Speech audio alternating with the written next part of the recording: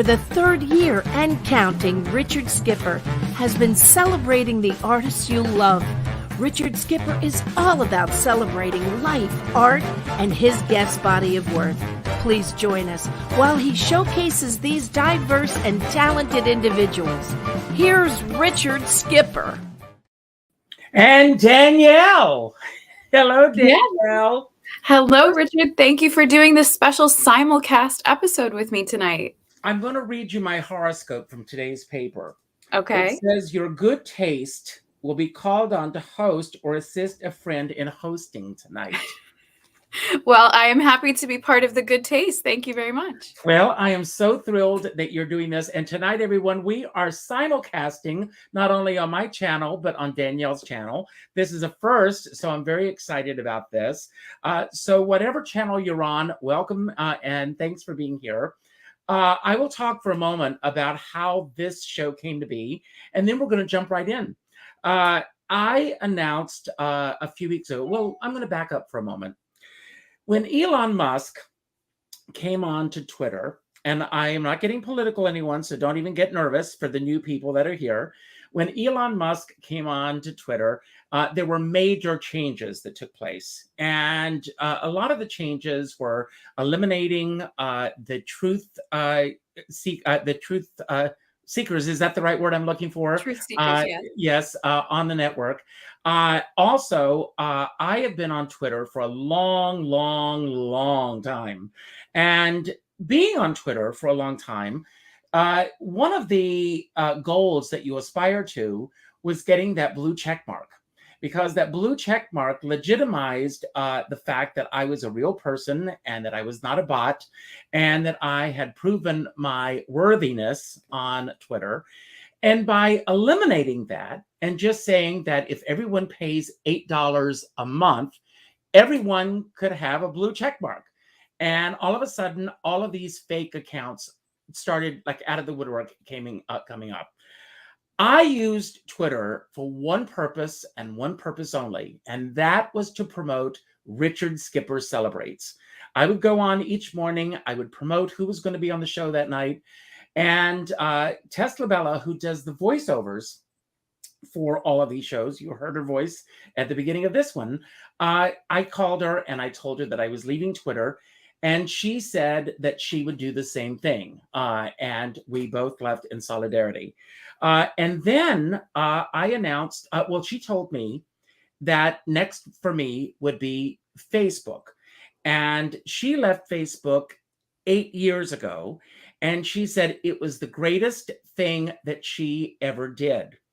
And a light bulb went off over my head. And I made a decision that I too would leave Facebook. As the show progresses, you will know the changes that I've made in that department. I am leaving Facebook to a certain extent, but not completely. So for those of you who have been wondering, is he actually going to leave? Is he not going to leave? Will he stay? Will he not stay? That's the conundrum.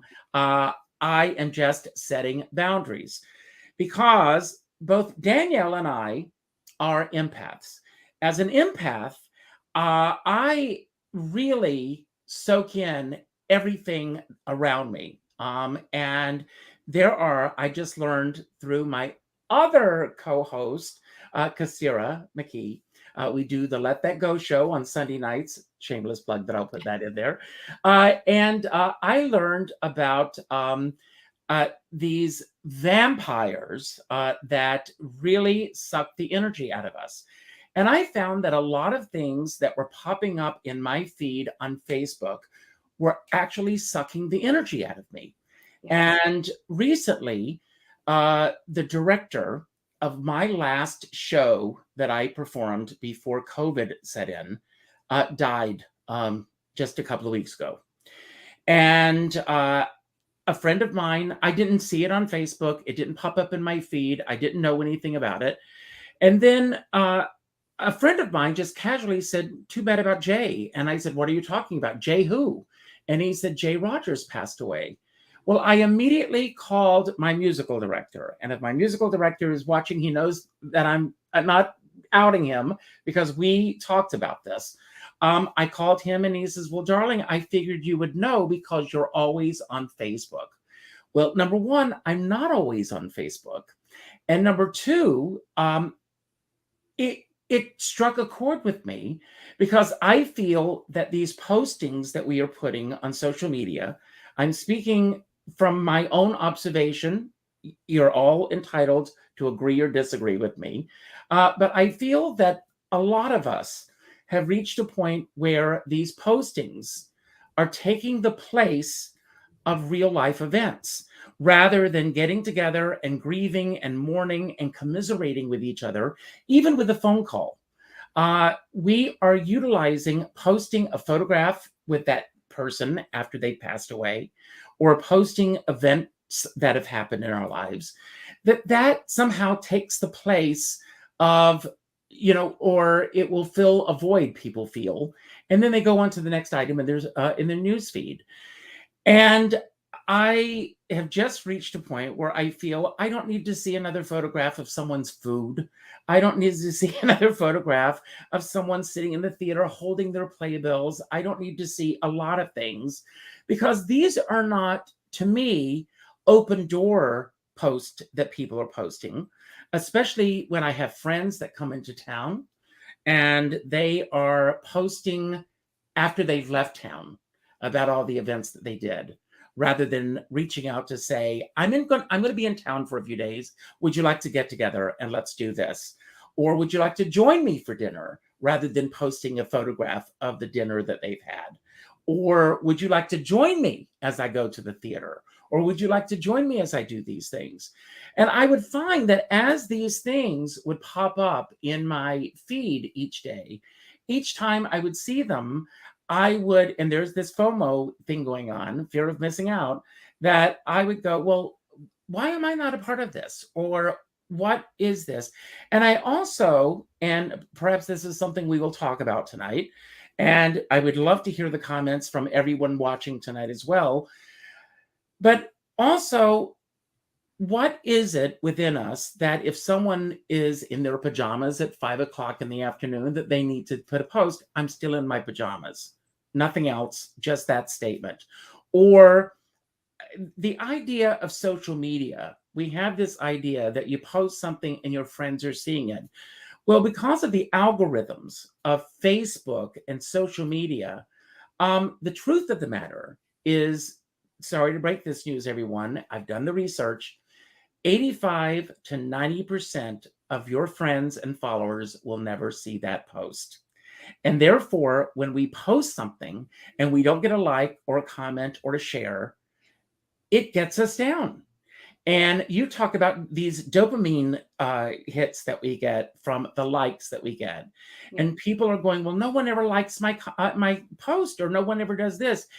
And I, since I have decided to break away from this, and I really have delved into how this is all set up, I am blown away by what I'm finding on Facebook in terms of what we see, what we don't see, what is out there.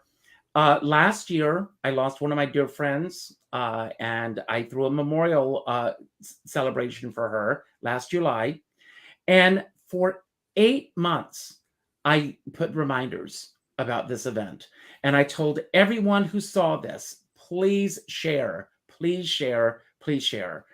I would venture to say that less than 5% of the people that I asked to share it ever shared it. And then after it was all over, I can't begin to tell you how many people said, well, I never saw it. I never knew that it was happening. A friend of mine was performing in New York on Saturday night. I knew nothing about it, but he posted something on Monday, and I said I would have been there. I knew nothing about this. And I think that this is, we are all being led down a path with Facebook, and there's a team of people out there who are controlling this. And I truly have made a choice that I am going to be in control of how I am going to respond to this, how I'm going to react to this, and where I fit in. And that is my opening monologue for the night. Danielle, it's all yours. Well, there's a lot to break down there, so we may jump around a little bit, and I do want to let people know that I will be responding to those questions as well. So we will maybe scroll back a little bit. I know someone had said they wanted more of characteristics or qualities of an empath, so we'll address that as well. But I want to first address Richard's monologue here. I think the first thing that really came to me while you were speaking, Richard, is sometimes everything you're learning right now is very important for you. In my world, everything in our worlds and realities is a mirror and a teaching tool to learn about ourselves. So right now, you've finally woken up, in my opinion, you've finally woken up out of the level where you're being clouded and going down the same entropied path of social media. And so you're really seeing clearly the ways that it's not healthy. And so you're taking a stand for you, which is really important and crucial that you're able to do. You're able to talk about it and have a conversation so you let people know where you're coming from. I think sometimes we also forget that not enough people take the time or come to this awakening step like you have, in my opinion, to set an intention with what they want their relationship with social media to be.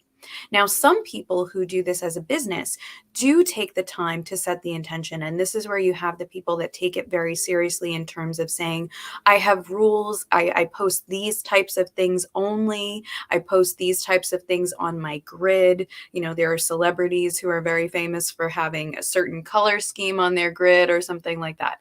So some people take intentions for social media and they make their boundaries very rigid and clear with how they want to interact, what their goal is for having a social media, and the types of things that their followers, friends, family, whatever can expect to see from them. That's good. Sometimes that goes too far as well, in my opinion. But the rest of us and the great majority of people do not actually set an intention for the relationship that we want with social media. So what ends up happening is we start developing that based on social norms and based on our echo chamber and kind of following what we see other people either in our community or other people in our line of work or the types of people that we like. We start following what they're doing. And it becomes very, very normalized to do things like, post your food or post what you're doing. It also becomes very unsafe because if you're actually posting what you're doing as you're doing it, to some degree, it can be nice to connect with people and show them what you're doing live. To another, it can be taken advantage of if you have people like stalkers or if you have people like God, goddess forbid, thieves or people that are trying to keep track of where you are and what you're doing. That became very popular with Twitter years ago as well, where if people were posting they were on vacation, people would look up, the home locations and go and steal from people's homes. And that happened to a friend of mine. Yeah, I mean, it's very common. So you have to learn to develop, where do I want my line? That line is going to be drawn differently for every person. Where do you want your line to be? Do you like sharing things live? Remember, from an energetic standpoint, if you're sharing things live as they're happening, it is a form of energetic invitation to allow those people's energies into the things you're sharing. This is a discussion I had recently with some of my group in magical and spiritual practice. If they're posting their prayer rituals or manifestation rituals or something, sometimes people forget if you post that sort of thing live, you're tainting the energy of what you're doing with everyone who has the potential to see it. So I know. I want you to stop for a moment. Okay. Would you repeat what you just said? Because Yes. not only do I believe that you're tainting those rituals, but I believe that you're tainting the experience of true life experiences. When I go out to dinner with my friends, my phone is in the car. I don't take it out into a restaurant. I don't, going to a Broadway show nowadays, it's almost inevitable that a cell phone is going to go off at a pivotal moment in the show, robbing every single person who bought a ticket from that moment of having, and of course that's cell phones and that's a whole other thing. But there are people who, rather than just sitting back and enjoying a show, are filming everything rather than really being in the moment of what's happening. So thank you for saying that. Yeah, I mean, that's where we need Patti LuPone to have a full-time job, right? Yes, yes. But it's very true. We have this thing where we don't actually even form memories the same if we are seeing them through a lens. So I think this is where we actually have the benefit of short-term videos being popularized now, because I see it as one form of reminder. You can take a video, 10 to 15 seconds. That's the norm right now. There's a whole different dopamine thing about that we can discuss that I'm not a fan of, but I am a fan that short form videos have become popular in terms of, okay, take a few seconds of content, you have it for your memories or your memory book or your posts or whatever, and the rest of the time, focus, because you're not actually forming that memory when you're filming it. You're forming the memory of doing the filming. And as I was saying, if it's something like a ritual, like a prayer, like a memorial, or any form of manifestation, you are inviting other people's energies at play by inviting them in through video form. So if anyone does that, and I know these things can be beautiful to look at and so aesthetically pleasing, but what I recommend is do those sorts of things and then wait a period of time to fill it. Allow the manifestation to come to pass. I know we get so afraid as a lot of people, I know you have a lot of full moon and new moon fans. So a lot of people do things around that time, and then they feel like, oh, I have to post it because it's the full and new moon, and it won't Mhm. make sense otherwise. It doesn't matter if it doesn't make sense. What matters is you allowed it to come to fruition for the universe and for you. And then when and if you want to share it, you can share it in another way. And there's no harm in saying, this was filmed such and such date, and you're keeping your energy safe and protected. That's wonderful. Now, Tony Adams, you've been Yes. waiting patiently, Yes. and we both can talk about this because, I mean, I'll go first because you are such an expert in this area. So an empath is someone who has awakened abilities and innate abilities to be attuned to understanding and picking up on the energies of the universe, of the ethers, some people like to say, and of the energy of others. So there are different types of empaths, actually. Highly sensitive peoples and empaths share similar qualities. So these things are being neurologically studied as well, and actually do prove that our nervous system and our nerves do pick up on things differently. We have a different pain response and we have a different reaction time than people who would not be classified as empaths or highly sensitive peoples. We get overwhelmed more easily, and we tend to need different ways and times to recharge and replenish our energies. There's also a frequency component where empaths tend to be a light, a beacon of light, and an attractant to other types of energies. Now, empaths have an innate natural ability to replenish their energy within themselves from source or from the earth. We need to learn how to do this more healthily, but eventually it does happen. There are people out there like energy vampires that you were speaking about, like narcissists, and like what my guides and I call dark empaths, who actually don't have this ability opened up within them to replenish their own energy. So their only ways of replenishing their energy are to keep feeding their karma and their wounding, and to try to feed off of the energy of others. They constantly need and seek validation. They may be very codependent or may be very attention seeking, and may act back like a child if we don't give them our attention and our energy, or if and when we start to set boundaries with that. So that is because of what I call the narcissist empath polarity. We're kind of two ends of the spectrum, where the narcissists and the dark empaths can't really create. Eventually they could if they wanted to and worked on themselves, but they're not willing to do that yet. And the empaths are naturally creative. So we have a lot of highly creative or performer types or artists who are empaths, and they eventually use this ability to attune to things, to be able to attune to different parts of their soul, their higher self, or the universe, and bring things into being or creation.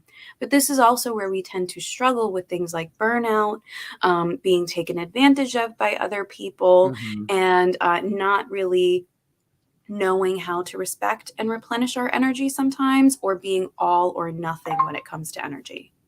And the other big thing is boundaries, Yes. because that is a big, component in this. It's very interesting. A few years ago, I was doing a show off Broadway, and someone called me up and she said, I feel that you're posting too much about your show. And I was posting about my show every other day. I would post about the show. When we see a commercial on TV, they don't show it one time and then it disappears. But when you post something and you don't know, you have no clue as to how many people are seeing it or not seeing it. It's hard to gauge if am I posting too much or am I not. It just turned out that my post was showing up in her feed on a regular basis. They were not showing up in everybody else's feed on a regular basis. And I called a friend of mine who is a well-known Broadway publicist. And I said, when is it too much? When have I posted too much about my show? And do you know what her response was? After the show closes. Yes, because that's a perception. We have to remember everything is coming from someone's perception. Now, even everything you said in your monologue, while, I agree personally with a lot of it, that's currently your perception from your current perspective and from your standpoint where you are in your healing journey. Now, enough is very difficult because enough is going to be different for every person. She was probably being triggered by her own self-worth issues about your confidence to be able to post as often as you were. And she triggered your own self-guessing and self-doubting mechanism to see when it's appropriate and not. That's something else about empaths, is that we are both born, and a lot of us come in with that we feel we're on mission to help the world or help the planet or help others around us, but we are also made. And actually, after everyone tunes in here tonight at 9 o'clock, I have a chat and channel session, my podcast, going live, where we can deep dive for about a half hour fully on how empaths are born and made, and utilizing empathic abilities and our projection ability as a superpower. But in simplified terms, we are also made by the environments that we grow up in. And our nervous systems actually adapt to be more empathic if we are born and raised with caretakers who are struggling with a lot of their own issues, who either don't have boundaries, certainly don't teach them, or don't respect them. And if they don't illustrate ways to take care of their own needs and boundaries and teach us and respect us and our needs, then we can develop this codependent way of being an empath, especially if the caretakers are struggling with their own issues. If they are maybe narcissists, very common for empaths to be born to a narcissistic parent, or if they have some other form of personality disorder or addictive quality. If there's unrest or lack of foundation within the home, the highly awakened soul or empath will develop this ability to attune to the negative and to the needs of the emotionally immature or emotionally unavailable parent.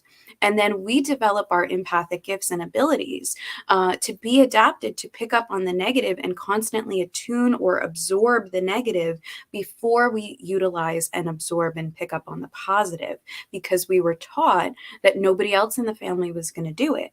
So we stepped into that role of doing it. You've just sung my song. Mine too.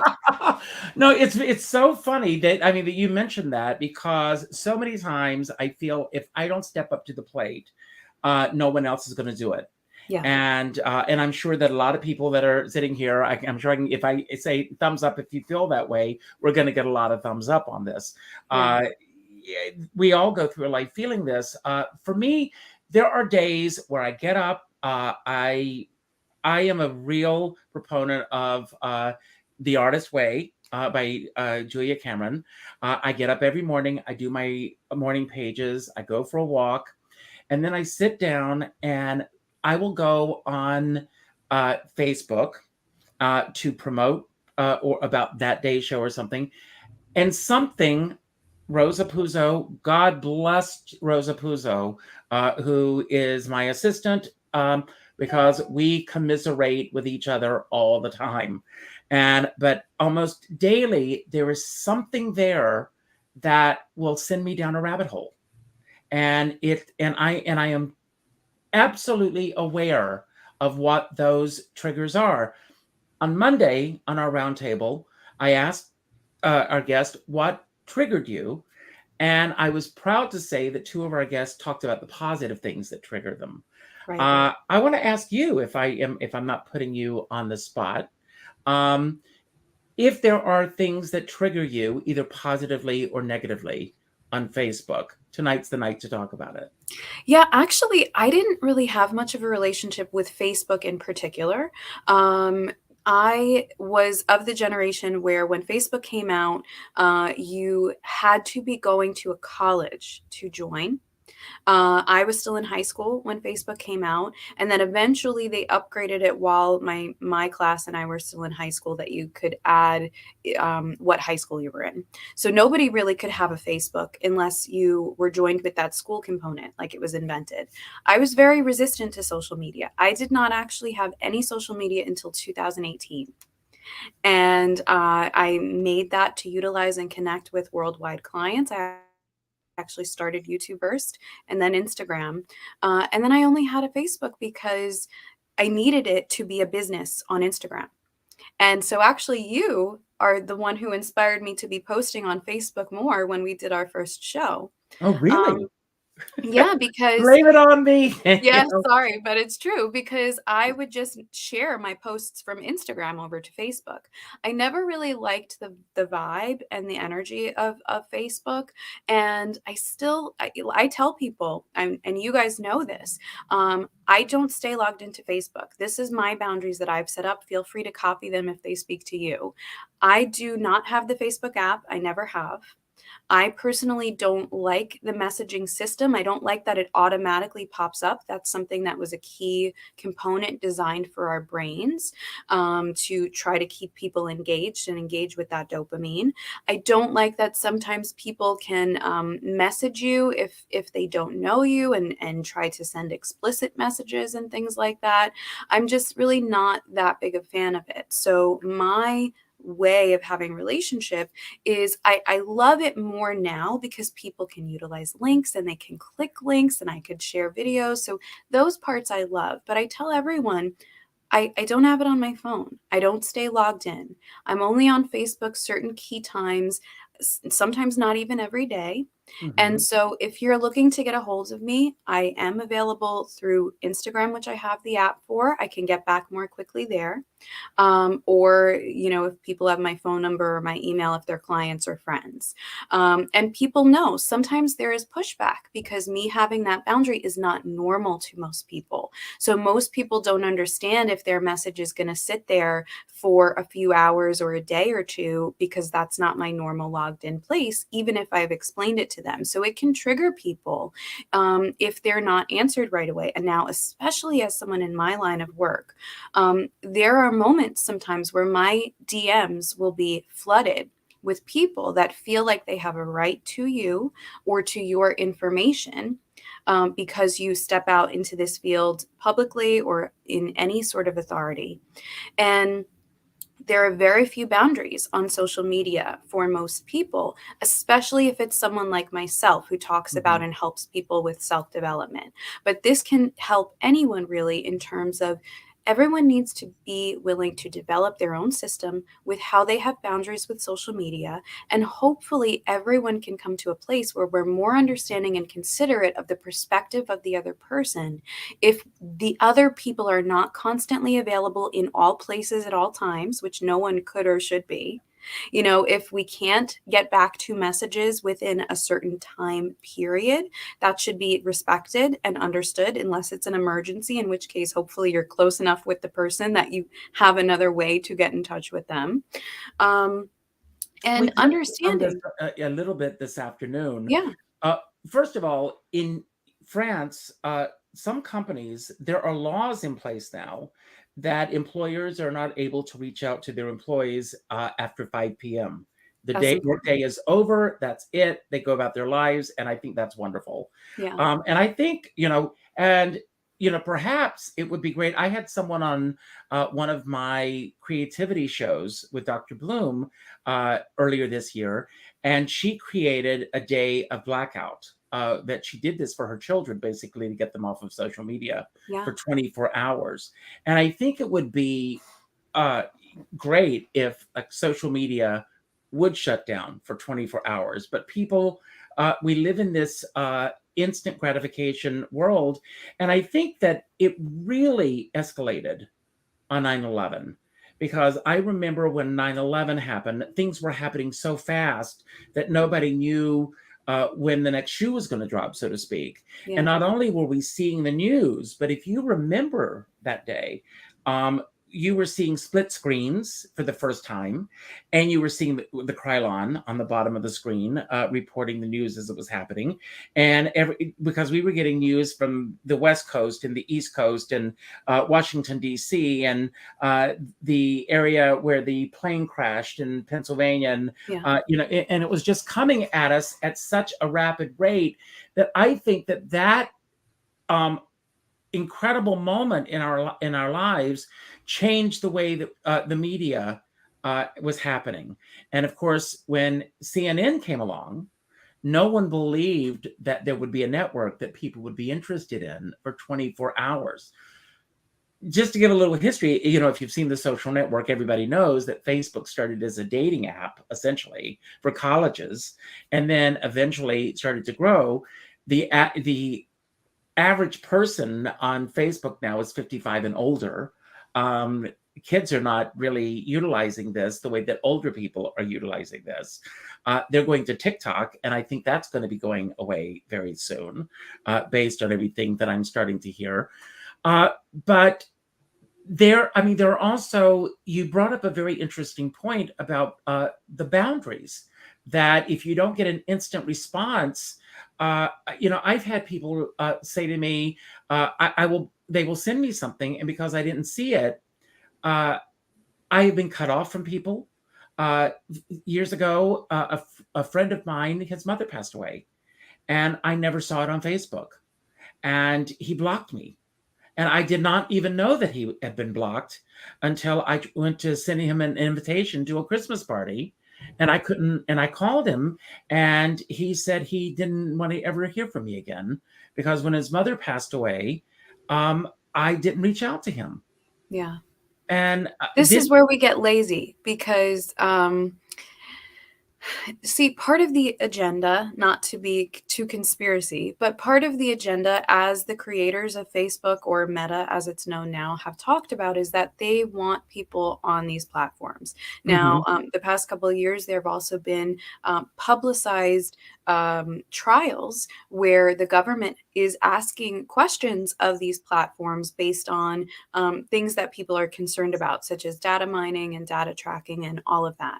But a positive side of that trial and the information we got is that there are neuroscientists that are employed by these companies to build the app and the algorithm in a way that will interact with our dopamine response. Our dopamine is that feel-good reward system chemical within our nervous system, and we can have learned behaviors that trigger that. So especially addicts will know, or ADD or ADHD people will know about the importance of dopamine response system. And these apps and social networks are built to try to keep us online and keep interacting with that reward response, so we stay on longer and longer. Now, in order to do that, they also have to adjust the societal norm that it is normal to constantly be available, to constantly share everything that's in your head or in your world or in your life. That's dangerous to a lot of people's mental health, which has already been illustrated, especially with the younger generations that don't remember the times when you called someone on the phone, and if they weren't home, you had to leave them an answering machine message or message with their family or whatever, and you had to wait. Danielle, I'm going to go even further back. Yeah. I grew up at a time where you didn't have answering machines. Right. So if you called, if somebody was on the phone, you got a busy signal, or if they were not at home, you did not leave a message. Right. You would just have to try again later. And quite frankly, I miss that. Yeah, I and even with letters and older forms of communication, we used to have more patience because we understood that there were mechanisms in place that the people had to wait for in order to interact with us again and get back to us. Now there have been mechanisms built that are supposed to make us constantly available, and people get very offended if we're not constantly available. We have this way where we feel like we have to apologize if we can't get back to someone. You had someone on your show a few months ago. She was an author, and she talked about the fact that she had, I think, up to 4 days. She put in all her emails. She had up to 4 days to get back to people, and she made that known, so that sorry, I don't remember who it was right now, but she was an author, a self-development author. And I loved that. I thought it was really healthy. And it's something, I mean, I usually say up to 2 days now, but I Mhm. think it's really important, because people need to understand, especially if we're running a business or we're running our families or whatever, we can't jump to respond to everyone, and realistically not everything is a priority that needs an instant response. You never know, like you always say, what someone else is going through. You don't know what their world or day is like or their life structure is like, and as long as they make time for you and make you feel important during the time that you have together, even if that's not on your timeline or time frame, I think that should be more understood and respected. I'm going to put that on the screen Okay. because that's a very important thing to say. Not everything is a priority, Yeah. and that And is it's hard something. for some people to hear because everybody wants that validation of being the priority, but not being the priority does not mean that someone doesn't care. It means you may not fully understand what they have going on in their life, in their health, in their business, in their family, or in their world at the moment. Yeah, it's very important that we do once again set these boundaries. I mentioned, I worked for an answering service, um, and when a casting director would call us, they would call us with a list of actors that would fit a specific role, and then my job was to beep all of those actors, and the first ones that got back would be the ones who would get the go see and get to go in and meet the casting director and most likely get an audition or get a chance to be seen. And if people didn't get back, uh you know they would not get the job. And you have to respect the boundaries of everyone else. When I shut down after my show and I send everything to Leo Rodriguez, who you were on with last night, Yes. who puts everything into an audio file so that it can go onto my podcast, I shut my computer off Yeah. and my phone is off because I want to enjoy my evening at home. And I mean, one other area, being an empath, that I have to cut out is watching late night news because I am really picking up the energy of this city, and the energy of this city is not good right now. Yeah. And Well, I want you to listen to the podcast that's coming out at 9 tonight because there's a lot in there about how we can turn that dial.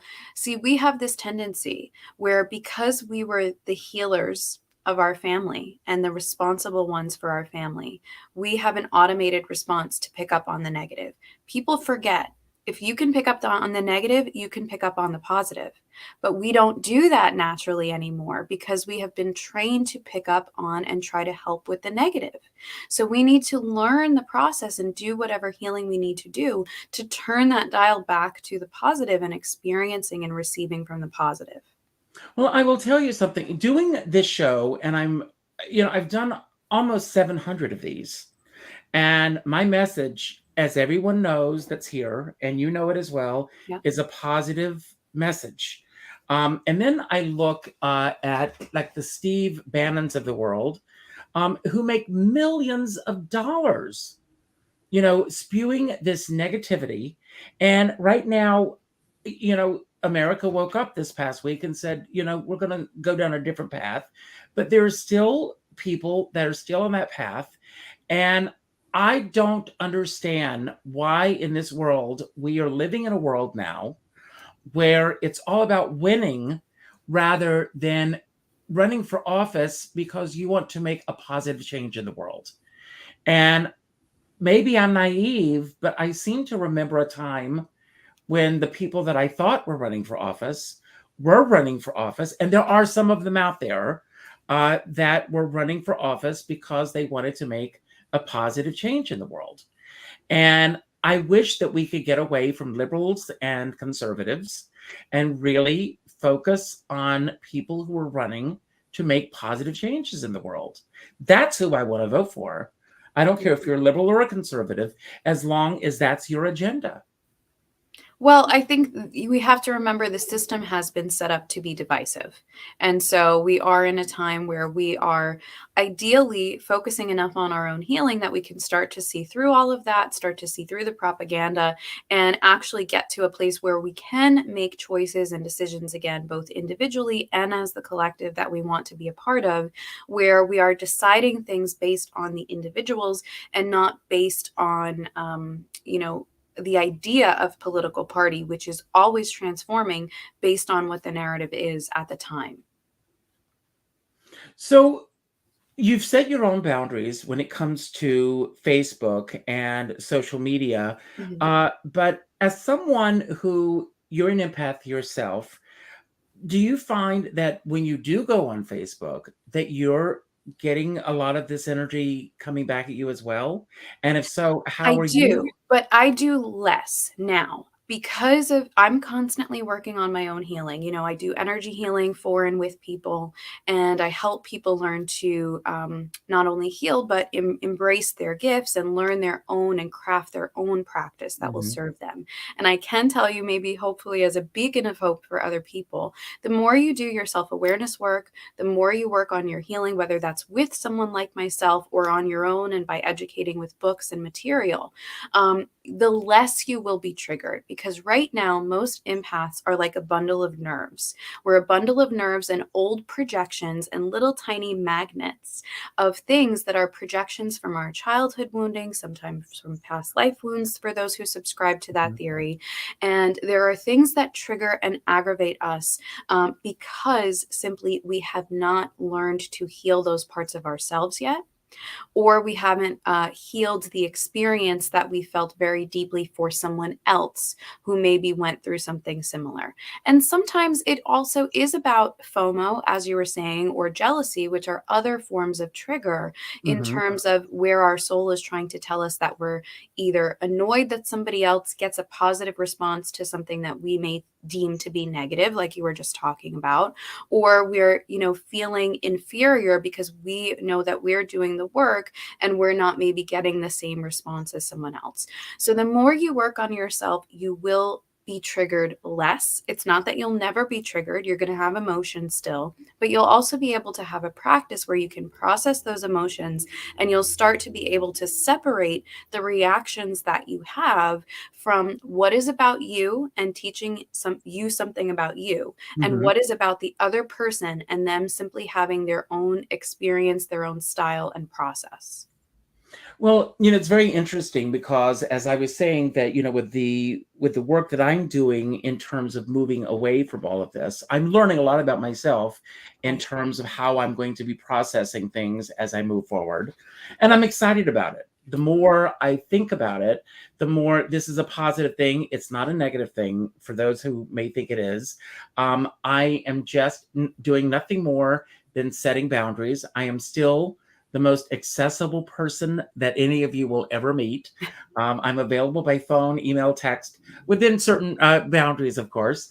But it's time to, for me to look at things through a different lens. Right. Um, it's very interesting. I've told this story before, but I had a friend who was a very successful songwriter, composer, was constantly in demand. And all of those things went to pot because he found that he had an audience here. And he had his group of people that would show up for him each night. And he would show up and he would sit down and as he would say, he would light a cigarette and he would get his scotch and he would start typing away. And one night he came home and leaving a party early so that he could get home to have his audience. And he wanted to get on Facebook, and it was as if he never existed. He was somehow, they had canceled his account. It could have been something that he had said on Facebook or something, but he didn't exist. And he had a panic attack. And it crushed him to the point where he could not move. He didn't know how to move forward. He called a brother on the West Coast who was a therapist, and the brother got on the next flight. This may seem extreme to some people out there, but I will say this. No platform on social media has that kind of a hold on me. I'm proud to say, but it did on him. And his brother came in from California and stayed with him for 3 days. And he literally went through a detox to pull himself away from this. So my goal and I will share this with everybody now, I will be coming back to Facebook one day a month just to check my messages, to see what's happening out there, and to just do a check-in with everybody, just to say, hi, here I am, and let everyone know. But it's going to be once a month. I won't say when it's going to be or anything. You'll just have to stay in touch with me otherwise. And of course, I will still be here on YouTube and Instagram and doing the other work that I do. But my real focus as I go into the new year is, COVID has cut all of us off from the interactions that I really need. I am first and foremost an entertainer, and I have devoted my entire life. This new show that I'm writing at now is based on this theme. I have devoted my entire life to celebrating others. I spent 20 years celebrating Carol Channing, and then when that ended, I created a show called Richard Skipper Celebrates, which was a live variety show, and I was celebrating other performers and entertainers there. And then this happened, and here I am celebrating other entertainers. It's time for me to celebrate my own accomplishments and what I've done, and that's what this show is going to be about. This is a chance for me to share with the audiences my experiences in this business, the people that I've gotten to work with, the people that I've known, and what I've learned from these people. And that's what that show is going to be about. And if I can, not to call you out, but I would say that just to give you some hope as well, you doing this show, I love that, taking that step in that positive direction to celebrate you. And I think on the one day a month that you go back to Facebook, you will find after you do this show, you'll probably be less triggered by those things like people sharing little details from their life. Because right now, what that would be reflecting to you is the part of you that feels resentment for not being celebrated and not being able to share those experiences with people in person. Now, to you, it's very important to share those things with people in person. To other people, they may not be comfortable with that. Their only comfort level may be sharing those things with people through that online lens.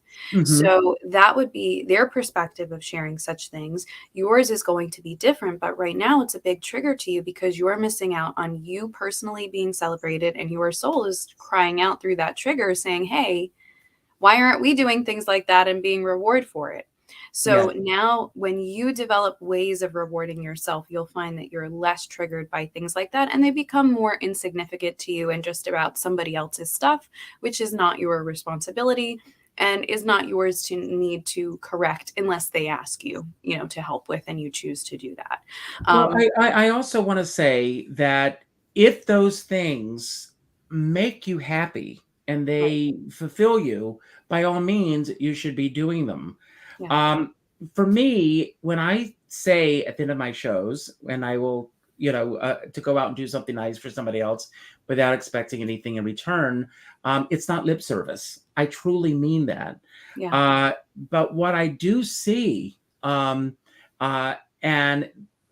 again, and this is I see the narcissism of a lot of people doing me, me, me, me, me. And I very rarely see those people sharing content about others. And even, and something that I find quite amusing many times is that even there's certain individuals that even if they go to an event or something, they will find a way to turn it around to make it about themselves. Well, yeah, that's very Yes, common. yes, that's very common.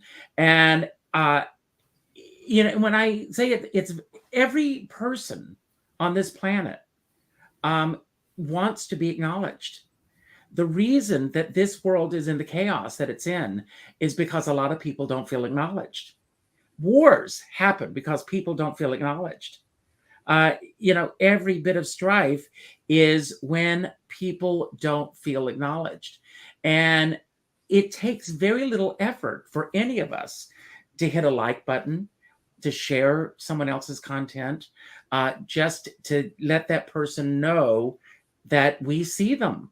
And especially in this world of social media, as I said earlier, when we don't know if people are seeing our content or not, it gets a little, it gets crazy that you post something. Some days I could post, for example, today is National Button Day, everybody. I could post something about the fact that I have a show coming up tonight at 7 o'clock, and it can sit there for 7 hours and no one responds to it. And then I can post, I just lost a button, and 700 people respond to it. Because And that's a needy codependent thing. And in the paradigm that we're currently in, codependency and narcissism are very promoted. They are also very misunderstood. Codependency is heavily romanticized and rewarded because you are rewarded for being codependent if you, even the way that we share about things, which, I talk about in my projector video from tonight, the way that we feel drawn to share about things, we need to be willing to do that work and see where we are sharing about something in search of our own validation. And like you were saying, it takes very little effort to acknowledge someone, but also in my experience with the way that the universe teaches us, for myself, I've been through this and with clients. When we're going through those periods where we're not being acknowledged, where we're not being seen, it is very crucial on the part of the universe. It's intentional on the part of the universe so that we learn to see, why do we need that? Where do we really need it from? How can we learn to fulfill ourselves so that that acknowledgement or validation can be a bonus? Where and why is it necessary? Is it necessary because there are certain things we can't do for ourselves right now or are not an expert in? Or is it necessary because we feel like that's our only touchstone, like your friend? If we build our personality and our foundation on only one aspect of who we are or how we show up, the universe will often start to pull that thing back to see who you can be as a soul without it. And this happens with personal relationships as well. People get into romantic relationships or best friendships or something like that, and they make so much of who they are about that one thing. And then the relationship with that person or thing will start to shift and change to give the person the opportunity to see who they would be without that in their life, and if they would still hold themselves and others to the same standards, or if it's time to grow to another level. Doug McAllister has a question. Did I find my button? It was stolen by a white crow. That's all I'm going to say. Okay. I also saw something from Rose, and I saw her saying that she gets messages from men on Facebook that she's very clearly not interested in. And then I saw someone else say, just leave Instagram or Facebook or wherever it was then. I don't advise that. I would say that that's a teaching tool to learn to be okay with not answering everyone. Yes. We feel very obligated to have to answer everyone, or especially empaths, to give explanations. You do not owe people explanations, and it's going to be a process to undo that habit that you may have. But Danielle, I need to say that most of those are bots. That's how you get hacked. I will say this, in all honesty, with all that I've had against Facebook, 14 years, I've never been hacked on Facebook. I don't click on those things. Right. You have to be aware that most of those things, all you need to do is click once and you are down you've been hacked, and it will happen over and over and over again. We're going to Yes, do a never giveaway. click on links No. unless you know the person. First of all, I want to share this with everyone. If you're looking for the perfect gift this season, gift them and or yourself a spiritual session with our incredible Danielle. Danielle, you want to tell them a little bit about this and then tell them about our giveaway tonight as I Yes. bring So up. and actually, our giveaway tonight, if you win tonight, you will also have the option to decide whether you want to keep that as a reading for yourself or whether you want me to make it as a gift certificate. If you want a free gift to give to someone, I would be happy to make it as a gift certificate for your win as well. And you can enter on my channel if you're watching on my channel or on Richard's channel by entering in Empath. We're going to run it twice. But basically, I offer, and on that page, which Richard has the link, it's my website, damsel, DAMCL, designs.com/products/gift a session. I took the time and I put links to all the different types of sessions that I currently offer. There's over 15 options on there from $36 and up, and I have the holiday offer available already for people. So you can do a buy one, get one, and as long as you purchase them together, they'll automatically be a 10% off the second session, and you can get it for yourself or you can save it for up to a year. I will send it to the person if you like, or give you a printable photo file so you can print it out maybe and frame it if you want to do that instead of an email. But I would love to give that gift to more people and have more of you give that gift to people where they get attunement to their own energy. I do a ton of different types of things, so there's something really for everyone. And I want to let everyone know we've got a couple of new people here tonight. Welcome. If we get a new winner, I'm also going to throw in a Richard Skipper Celebrates mug. Is your mug nearby, Danielle? No, it's not. I took but the photo you can find on my page from Okay, today. it's on your page, and I love that photograph so much. So Yes. anyway, let's do a giveaway right now. Here it is. So this is the first one. Thank you all for being here tonight.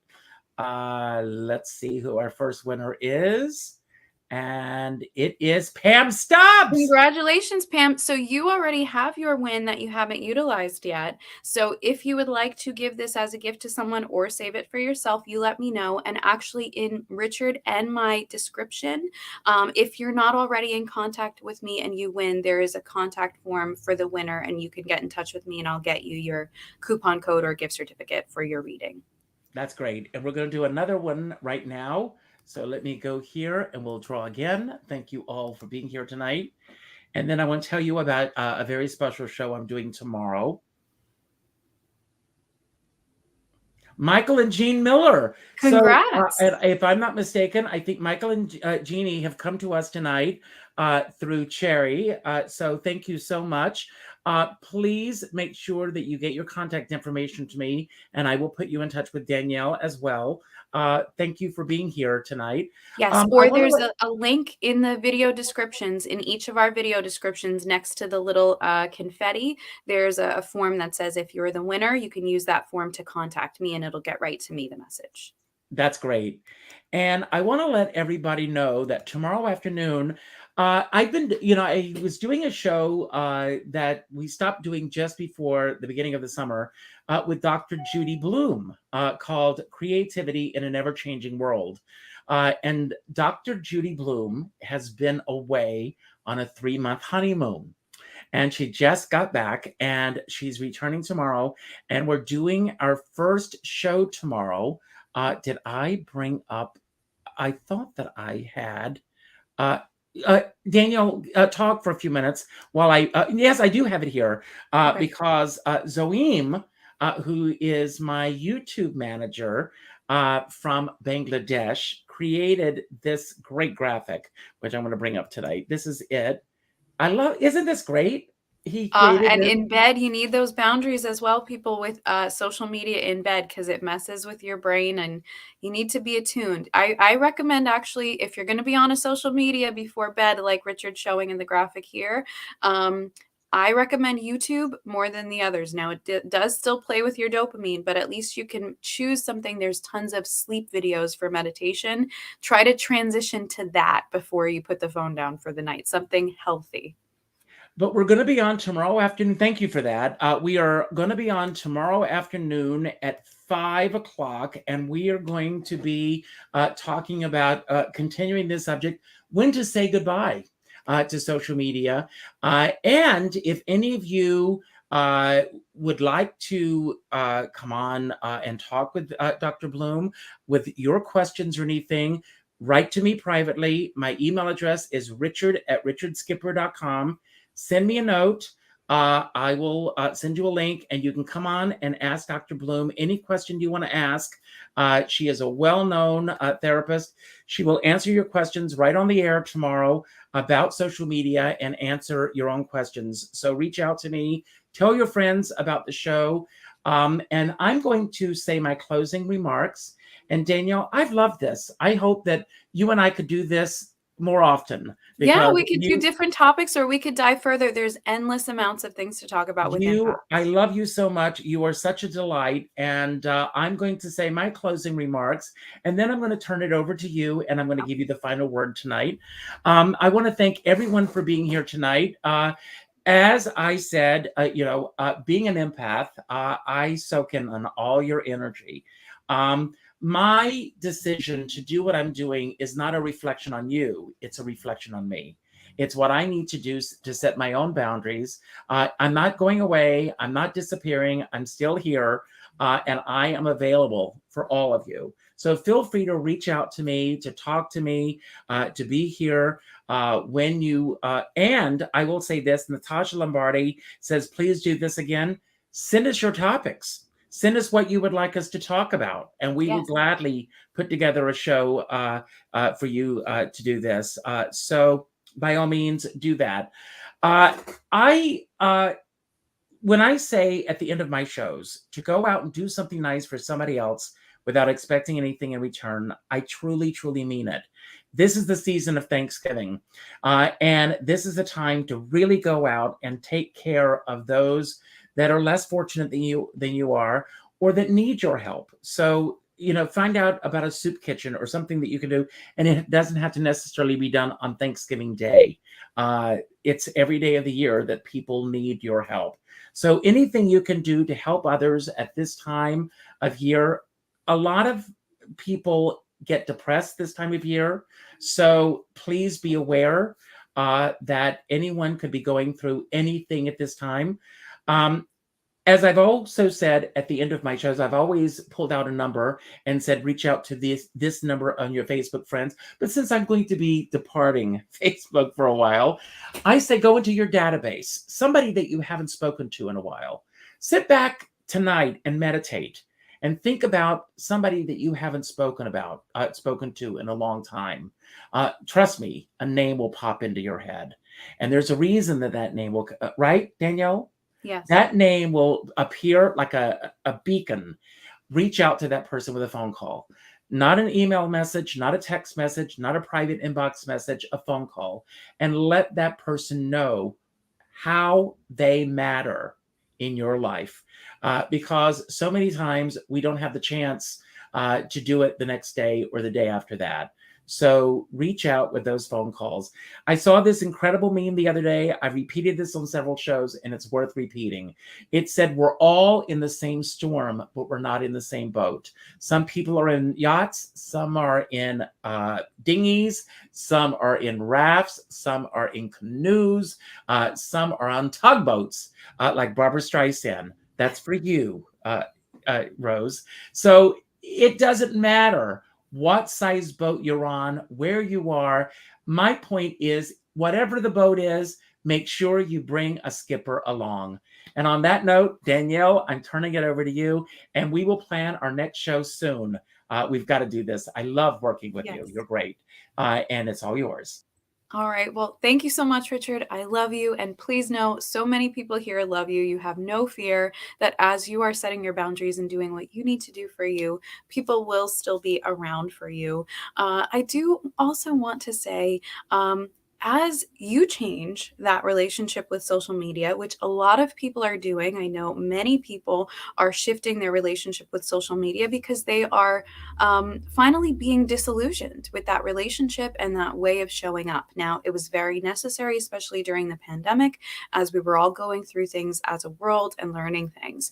But as we shift into now figuring out how we have relationship with people, even while that's still going on, because people are still getting sick, please take care of yourselves.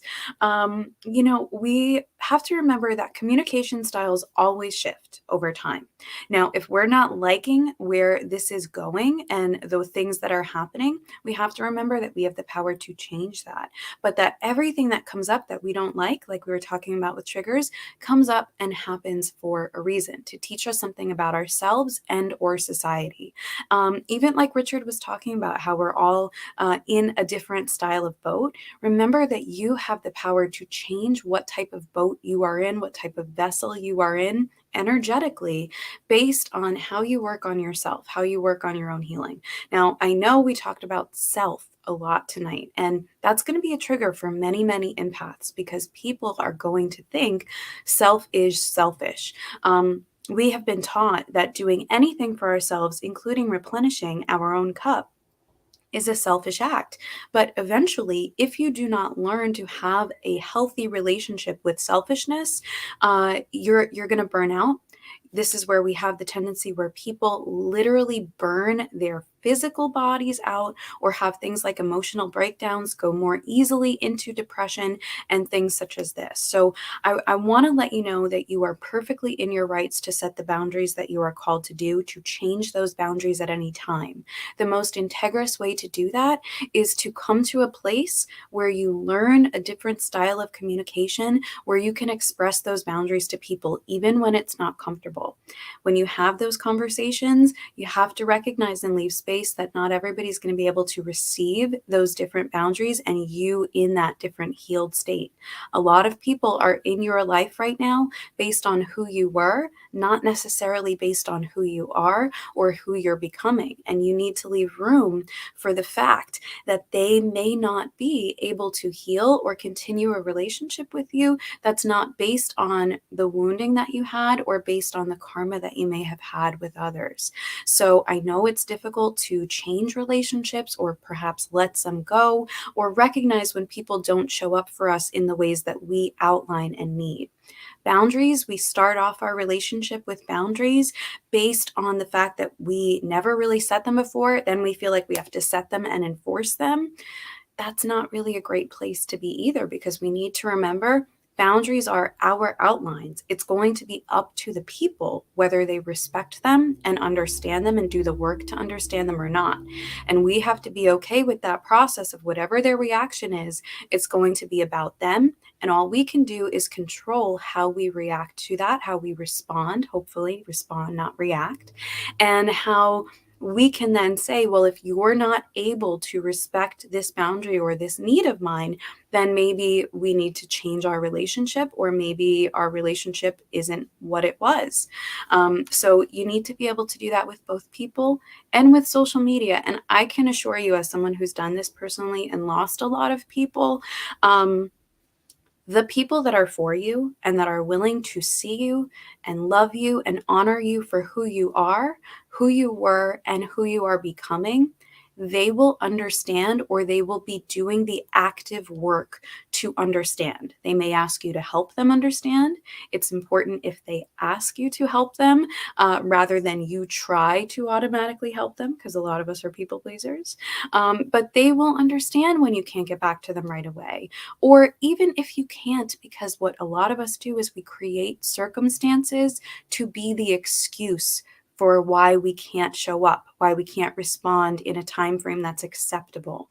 And we create havoc in our own lives to have these excuses to not show up for people in the ways that they want us to, or that society or social media has trained us to. And so we need to go about our own healing, in my experience, to stop that process, so that we don't need the excuse or explanation. Simply saying, I don't have the time or space right now, can be enough, or with the right ones, not needing to give any sort of explanation at all. And some people are here tonight that I know understand that and that I appreciate respecting me and my boundaries and the way that I am doing my best to run my life and my business. Everybody is generally doing their best, at least the best they are capable of at that time. So if we're going to respect people and people's soul sovereignty, we can be accepting of where everyone is without needing to give permission to the behavior. And so that is my soapbox moment for the night. I hope that this has helped you. Thank you everyone for participating in about 40-ish minutes. If you want to click my channel, if you're not there already, I do have a chat and channel session, which is my podcast that goes live on Wednesday nights. Tonight, if you want to wind down and listen to me, we're going to be talking about empaths as projectors. We're going to go more into this topic, and I think that it will really help some of you with your patterns. And I encourage you keep doing that work. Take days off from doing the work, but it is worth it. It will help you be less triggered and help you show up for yourself and others in a healthier way. And if you're called to do any of that healing work with me, you can go to my website. I am currently taking on new energy healing clients to go beyond session work as well. I appreciate all of you for being here, and I hope to see you on our next show. Thank you so much. Good night.